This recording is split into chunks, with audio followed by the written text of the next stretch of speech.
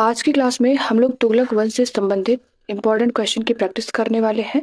कल की क्लास में हम लोगों ने खिलजी वंश से संबंधित इंपॉर्टेंट क्वेश्चन की प्रैक्टिस किया था। आपको इस वीडियो का लिंक चाहिए तो आपको इस वीडियो का लिंक डिस्क्रिप्शन बॉक्स में मिल जाएगा।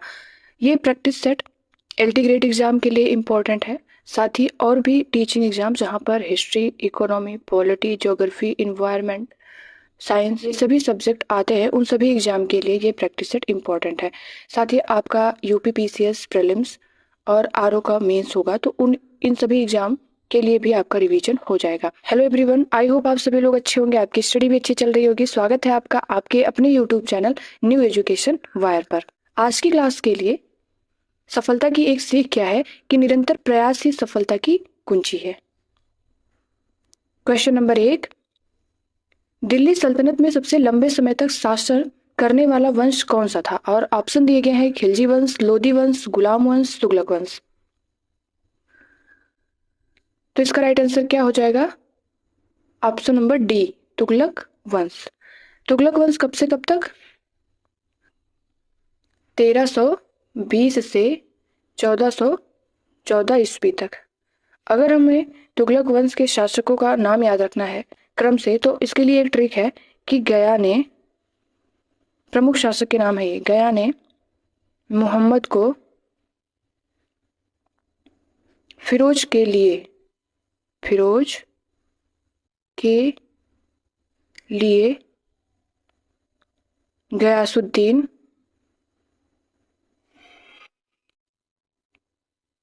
अबू बक्र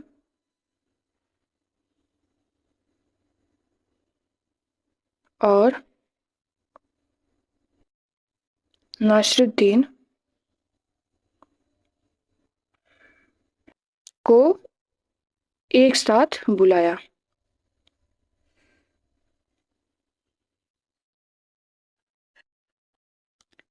गया से क्या हो गया?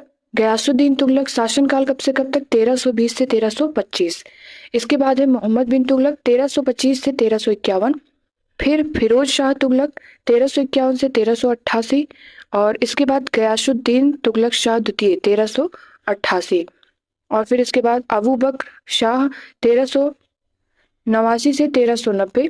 और इसके बाद नसरुद्दीन मोहम्मद शाह तुगलक, ये 1394 से 1413। और बीच में दो शासक और थे जिनका नाम था नासिरुद्दीन मोहम्मद शाह तृतीय, इसका शासनकाल था 1390 से 1394। और फिर एक था अलाउद्दीन सिकंदर शाह और इसका शासनकाल था 1394। ठीक, तो इस प्रकार से हम अपने क्वेश्चन नंबर 1 को कंप्लीट करते हैं। आई होप चीजें आपको समझ में आई होंगी। हम चलते हैं क्वेश्चन नंबर 2 पर।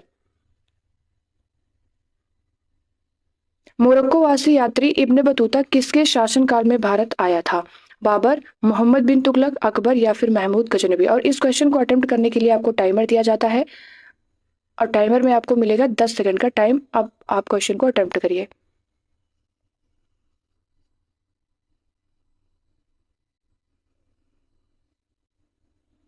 Time up.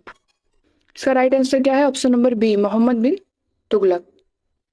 इब्न बतूता ये मोरक्को वासी था और कब आया था भारत? 1333 ईस्वी में। और इसकी पुस्तक का क्या नाम? रहला। और इस रेला में जानकारी किसकी मिलती है? भारत की राजनीतिक और सामाजिक गतिविधियों का इसमें वर्णन किया गया है। ठीक है, क्वेश्चन नंबर 3, किस तुगलक शासक ने दीवाने अमीर कोही की स्थापना की थी? नसरुद्दीन महमूद शाह, गयासुद्दीन तुगलक, मोहम्मद बिन तुगलक, फिरोज शाह तुगलक। और ये रहा आपका टाइमर।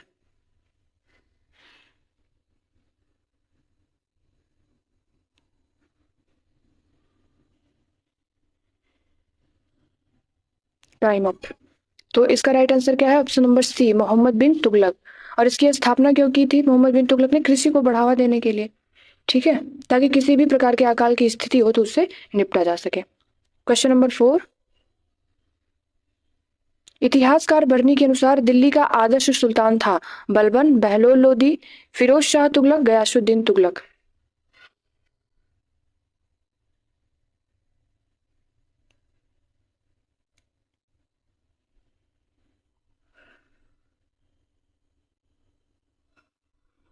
और आपका टाइम यहाँ पर समाप्त होता है। अब हम देखते हैं इसका करेक्ट आंसर क्या है। इसका राइट आंसर है option number C, Firoz Shah Tughlaq. Firoz Shah Tughlaq का शासन कब से कब तक? 1351 से 1388 ईस्वी तक। फिरोज शाह तुगलक ने एक आत्मकथा भी लिखी, कि क्या नाम था उसका? फतुहात, फतुहात ए फिरोज शाही, फिरोज शाही। और जौनपुर शहर की स्थापना की, जिसे क्या कहा गया था? सिराजे हिंद, सिराजे हिंद। फिरोज शाह भाई जौना खां की स्मृति में स्थापना की थी इसकी। और ये जो इनकी आत्मकथा है फतुहात ए फिरोज शाही, इसमें राजनीतिक कर्तव्य और सैन्य अभियानों का वर्णन किया गया है। ठीक, क्वेश्चन नंबर 5, निम्नलिखित युग्मों में से कौन सा सही सुमेलित है? दीवाने बंदगान तुगलक, यहाँ कर लीजिए फिरोज शाह तुगलक, फिरोज शाह तुगलक। और दूसरा दिया गया है दीवाने कोही अलाउद्दीन खिलजी, दीवाने मुस्तक राज बलबन, दीवाने अर्ज मोहम्मद बिन तुगलक।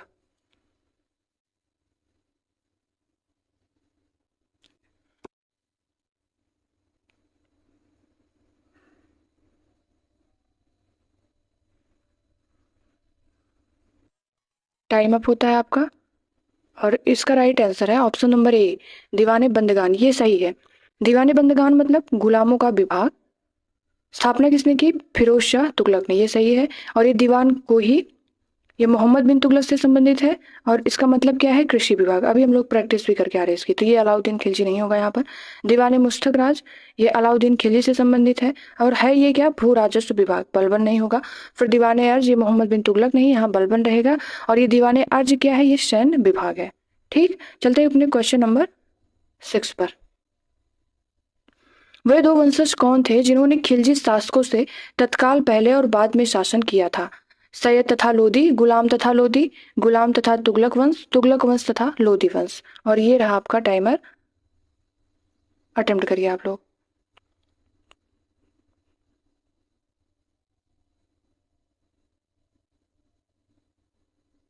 टाइमर। इसका राइट आंसर क्या है? ऑप्शन नंबर सी, गुलाम तथा लोधी। मैंने आप लोगों को पहले भी बताया था ये वाली ट्रिक, कि आप लोग इसको याद कर लीजिए, क्योंकि हर एग्जाम में कालक्रम पूछा जाता है। तो गुलाब, इसको हम याद रखेंगे, गुलाब खिले तो सांस लो। गुलाब से क्या हो जाएगा? गुलाम वंश से, गुलाब से गुलाम वंश कब से कब तक? 1306 से 1300, कब से कब तक? 1206 से 1290 ईस्वी। और इसके बाद है खिलजी वंश, खिलजी वंश कब से कब तक? 1290 से 1320। इसके बाद तुगलक वंश 1320 से 1414 ईस्वी। और सैयद वंश 1414 से 1451। और लोधी वंश 1451 से 1526। ठीक, तो यहाँ पर क्या पूछा गया था कि जिन्होंने खिलजी शासकों से तत्काल पहले, तो तत्काल पहले कौन है? गुलाम वंश। और बाद में कौन है? फिर तुगलक वंश। तो इस प्रकार से अपना right answer option number C हो जाएगा। क्वेश्चन नंबर 7, निम्नलिखित में से दिल्ली के किस सुल्तान ने ब्राह्मणों पर पहली बार जजिया कर लगाया? गयासुद्दीन तुगलक, फिरोज शाह तुगलक, या फिर आराम शाह, या फिर अलाउद्दीन खिलजी। और ये स्टार्ट होता है आपका टाइमर।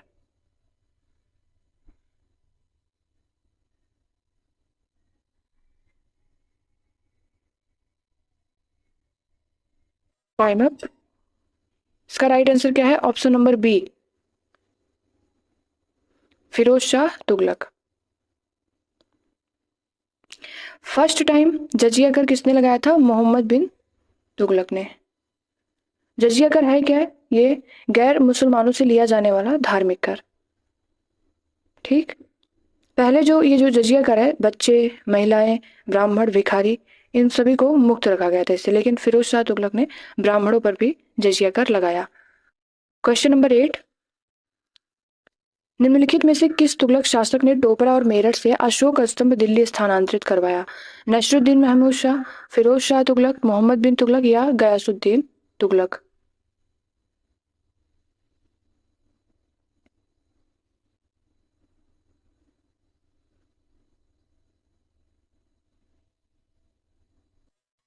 टाइम अप होता है। और इसका राइट आंसर है option number B, Firoz Shah Tughlaq ने टोपरा और मेरठ से अशोक स्तंभ दिल्ली स्थानांतरित करवाया था। क्वेश्चन नंबर 9, निम्नलिखित में से किसने गयासुद्दीन तुगलक की हत्या करके सत्ता पर कब्जा कर लिया और मोहम्मद बिन तुगलक के नाम से सिंहासन पर बैठा? नुसरत शाह, जौना खान, ख्वाजा जहां, खुसरो खान।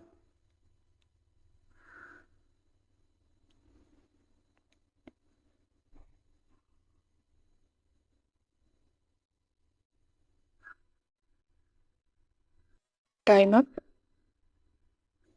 इसका राइट आंसर क्या हो जाएगा? ऑप्शन नंबर बी, जौना खान। और जब पहला क्वेश्चन हम लोग अटेम्प्ट किए थे तो उसमें भी मैंने आपको बता दिया था कालक्रम से कि कौन सबसे पहले आया। तो गयासुद्दीन तुगलक के बाद मोहम्मद बिन तुगलक, तो मोहम्मद बिन तुगलक को ही जौना खान के नाम से जाना जाता है। ठीक है। और ये जो खुसरो खान दिया गया, ये तो खिलजी वंश का अंतिम शासक था जिसे गयासुद्दीन तुगलक ने हराकर गद्दी पर बैठा था। चलते हैं अपने क्वेश्चन नंबर 10 पर।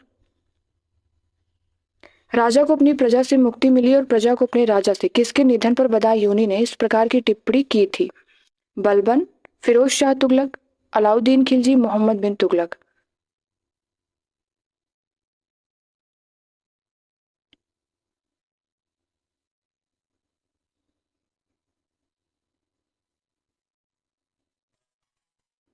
ठीक है, आई होप आप लोग अटेम्प्ट लिए होंगे। तो इसका राइट आंसर क्या है? ऑप्शन नंबर डी, मोहम्मद बिन तुगलक। इस प्रकार की टिप्पणी क्यों किया था बदायूनी ने? क्योंकि मोहम्मद बिन तुगलक ने राजधानी परिवर्तन किए, सांकेतिक मुद्रा का प्रचलन किया, दोआब में कर वृद्धि की। इस प्रकार के कार्यों के कारण मोहम्मद बिन तुगलक की कई आलोचनाएं हुई। इस कारण जो इस प्रकार की टिप्पणी बदायूनी ने किया था। फिर है क्वेश्चन नंबर 11, निम्नलिखित में से कौन सा विभाग फिरोज शाह तुगलक द्वारा स्थापित किया गया था जो गरीबों और जरूरतमंद को वित्तीय सहायता प्रदान करता था? आप लोग ऑप्शन को रीड करिए और यहाँ दिया जाता है आपको टाइमर, 10 सेकंड का टाइम।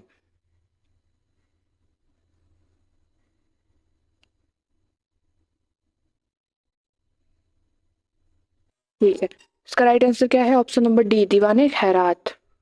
गरीबों और जरूरतमंद को वित्तीय सहायता प्रदान करता था, दीवाने खैरात कहा गया। क्वेश्चन नंबर 12, हक ए शर्ब नामक सिंचाई कर लगाया था? अबू बकर शाह, फिरोज शाह तुगलक, या फिर मोहम्मद बिन तुगलक, या बलबन।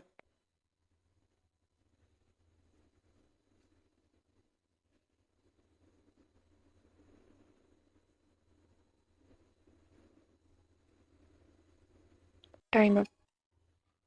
तो इसका राइट आंसर है option number B, Firoz Shah Tughlaq. Delhi सल्तनत में सबसे पहले नहर खुदवाने वाला सुल्तान कौन सा था? तो ये था गयासुद्दीन तुगलक। और सर्वाधिक नहर खुदवाने का श्रेय किसे जाता है? फिरोज शाह तुगलक को। ठीक। क्वेश्चन नंबर 13, किसने कहा था अभी दिल्ली दूर है? और आप लोग क्वेश्चन को अटेम्प्ट करिए।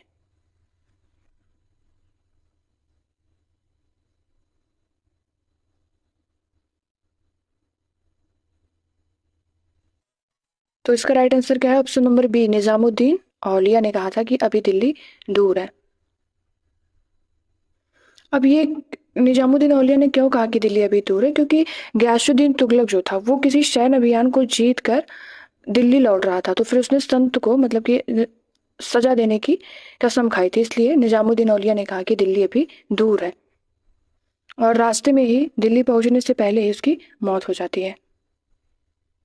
क्वेश्चन नंबर 14, फिरोज शाह तुगलक ने किस उद्देश्य से दारुल शफा नामक अस्पताल की स्थापना की थी?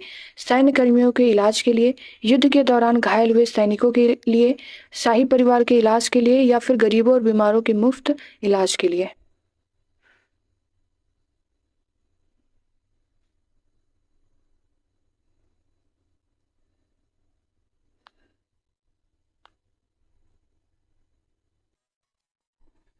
तो इसका राइट आंसर क्या हो जाएगा? ऑप्शन नंबर डी, गरीबों और बीमारों के मुफ्त इलाज के लिए दारुल सफा नामक अस्पताल की स्थापना की। किसने? फिरोज शाह तुगलक ने। 3 क्वेश्चन हम लोगों का तैयार हुआ। एक, किसने स्थापना की थी? फिरोज शाह तुगलक ने। और किस अस्पताल की स्थापना की थी गरीबों और बीमारों के मुफ्त इलाज के लिए? दारुल सफा नामक अस्पताल की। और ये फिर तीसरा क्या है कि दारुल सफा नामक अस्पताल की स्थापना किस उद्देश्य से की गई थी? तो गरीबों और बीमारों के मुफ्त इलाज के लिए। क्वेश्चन नंबर 15, तुगलक वंश के पतन का मुख्य कारण क्या था? आंतरिक विद्रोह, कमजोर उत्तराधिकारी, फिरोज शाह तुगलक की जनहितैषी नीतियां, जजिया कर का लगाया जाना, या फिर लगातार मंगोल आक्रमण?